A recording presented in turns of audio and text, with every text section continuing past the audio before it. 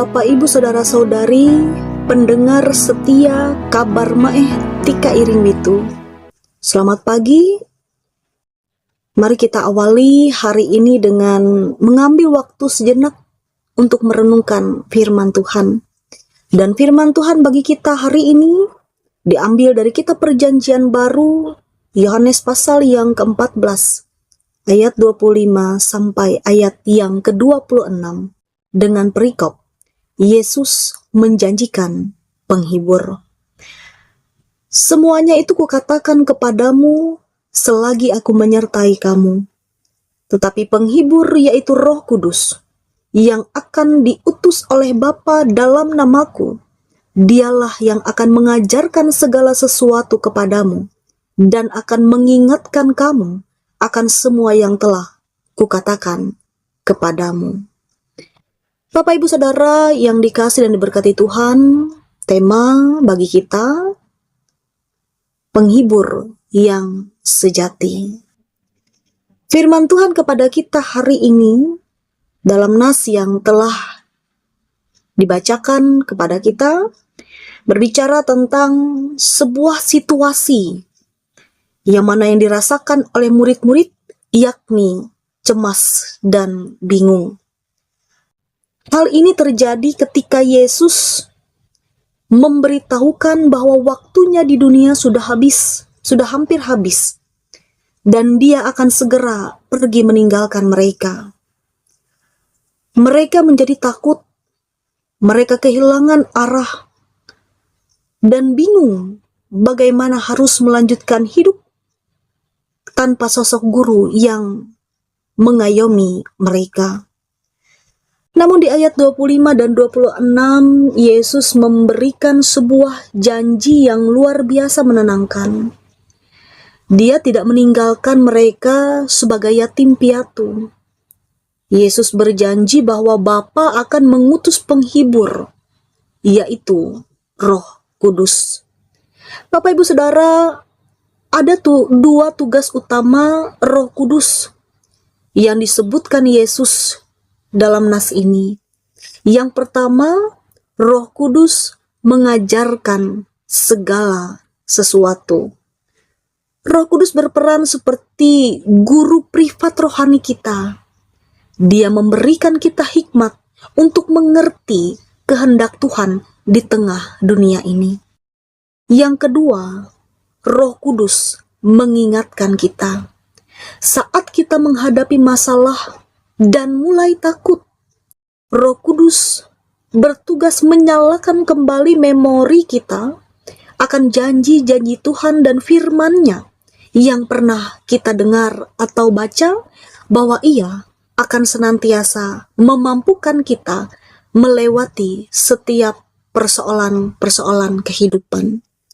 Bapak, Ibu, Saudara yang dikasihi dan diberkati Tuhan, melalui ini kita diajak untuk merenungkan kembali perjalanan kehidupan kita.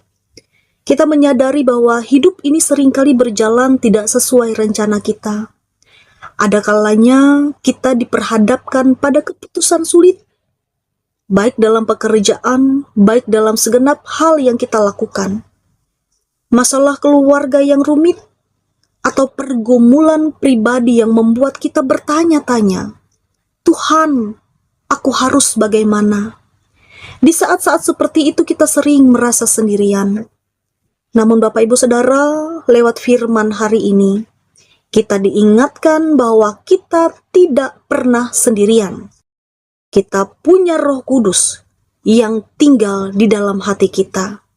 Dia adalah penasihat dan guru terbaik yang siap sedia 24 jam menyertai kehidupan kita. Hanya pertanyaan bagi kita saat ini, apakah kita mau mendengarkannya? Karena seringkali kita tidak bisa mendengar suara tuntunan Roh Kudus. Bukan karena dia diam, melainkan karena suara kekhawatiran kita, ambisi kita, atau bisingnya dunia ini jauh lebih keras di dalam kepala kita. Ketika kita panik, kita lupa bahwa Tuhan punya janji penyertaan. Disitulah kita perlu mengambil waktu teduh, berdoa, dan mengizinkan Roh Kudus bekerja, mengingatkan kita kembali bahwa Tuhan memegang kendali hidup kita. Mari kita belajar untuk lebih peka. Sebelum mengambil keputusan, tanyalah padanya. Saat membaca firman Tuhan, mintalah Dia meneranginya.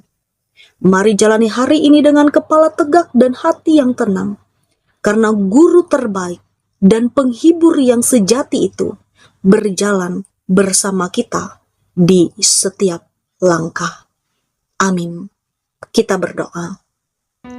Bapa Sorgawi, Allah yang Maha Pengasih dan Penyayang, kami mengucap syukur kepadamu atas nafas kehidupan dan kesegaran tubuh yang masih Engkau anugerahkan dalam hidup kami, bahkan di pagi hari ini. Terima kasih karena kesetiaan-Mu selalu baru setiap pagi bagi kami. Kami menyerahkan seluruh kehidupan, pekerjaan, dan pelayanan kami sepanjang hari ini, bahkan dalam setiap aktivitas demi aktivitas yang kami lakukan dalam peran tugas dan tanggung jawab kami.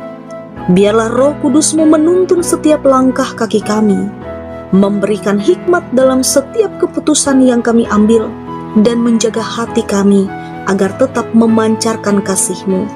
Jadikanlah kami saluran berkat dan terang bagi sesama dimanapun kami berada.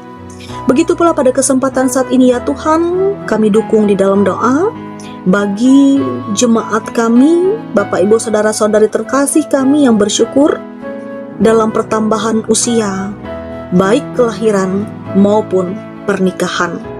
Kami memohon berkatilah segenap keberadaan kehidupan mereka. Kesehatan, kekuatan Tuhan berikan, dan bahkan hikmat yang senantiasa mengiringi langkah mereka. Begitu pula dalam kehidupan rumah tangga, agar senantiasa dipenuhi dengan kasih setia, keharmonisan, dan kecukupan berkat daripada Tuhan. Kiranya seluruh kehidupan baik pribadi maupun keluarga terus bertumbuh di dalam Tuhan dan menjadi berkat bagi sesama. Dan begitu pula bagi setiap pergumulan kehidupan yang masih kami rasakan, kami dukung di dalam doa bagi duka cita jemaat terkasih kami ya Tuhan. Engkau menghibur, Engkau menguatkan. Kami percaya kuasa Roh Kudus Tuhan bekerja atas kehidupan mereka, memberikan mereka keteguhan hati, iman, dan pengharapan mereka senantiasa dikuatkan dalam kasih dan penyertaan daripada Tuhan. Begitupun ketika masih dalam keadaan sakit, juga Tuhan pulihkan dan sembuhkan.